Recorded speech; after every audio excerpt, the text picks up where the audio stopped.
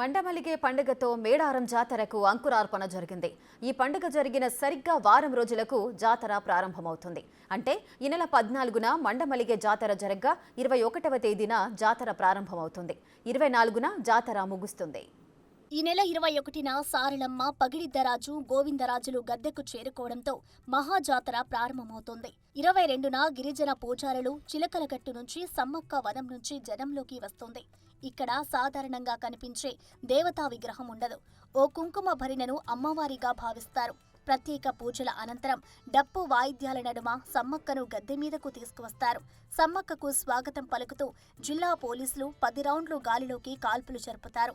ఈ అపురూప దృశ్యాన్ని కన్నులారా చూడడానికి భక్తులు ఎగబడుతుంటారు. అమ్మవారు గద్దెలపైకి కొలువుదీరిన తర్వాత ఆనవాయితీ ప్రకారం కొద్దిసేపు విద్యుత్ దీపాలు నిలిపివేస్తారు. సమ్మక్క గద్దెకు రావడంతో మహాఘట్టం ఆవిష్కృతమవుతుంది. 23న మొక్కుల సమర్పణ, 24న దేవతలను తిరిగి వన ప్రవేశం చేయించడంతో జాతర ముగుస్తుంది.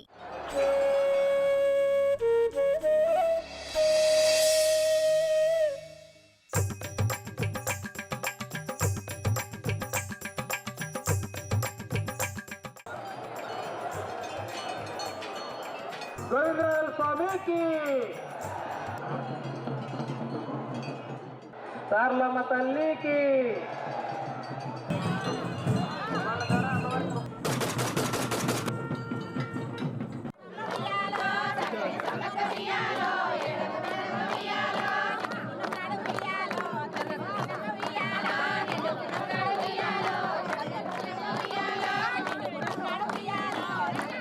ఈ నెల 21న మేడారం మహా జాతరకు తెరలేవనుండటంతో ఆలోపే మేడారంలో జాతర వాతావరణం కళ్లకు కడుతోంది.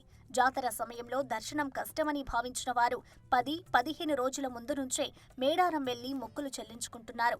ఇప్పటికే లక్షలాది మంది మేడారంను సందర్శించారు. పుట్టపగిలి చీమలొచ్చినట్లు జంపన్నవాగు, వనదేవతల గద్దెల దగ్గర పెద్ద సంఖ్యలో భక్తులు కనిపిస్తున్నారు. వాగులో పుణ్యస్నానం చేసి సమ్మక్క, సారలమ్మకు మొక్కులు చెల్లించుకునేందుకు గద్దెల వైపు కదులుతున్నారు.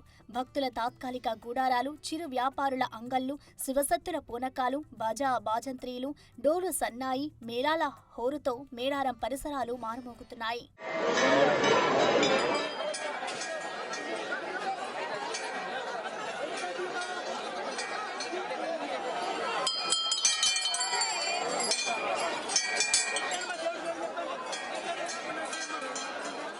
మేడారం జాతర ప్రత్యేకమైనది. ఎక్కడా లేని విధంగా ఇక్కడ మొక్కు కింద అమ్మవారికి బెల్లం సమర్పిస్తారు.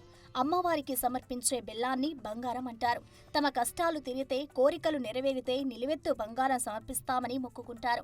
వారి కోరికలు నెరవేరితే జాతరకు వచ్చి వారి బరువుకు తగ్గ బెల్లాన్ని తూకం వేసి సమర్పిస్తారు. జాతరకు వెళ్లిన వారు అక్కడనే తమ ఎత్తు బెల్లం కొనుక్కొని అమ్మవారికి మొక్కు కింద ఇస్తారు. మొక్కులు లేని వారు కూడా ఎంతో కొంత బెల్లం సమర్పిస్తారు. దీంతో గద్దెల ప్రాంతమంతా బెల్లం దుకాణాలతో నిండి ఉంటాయి.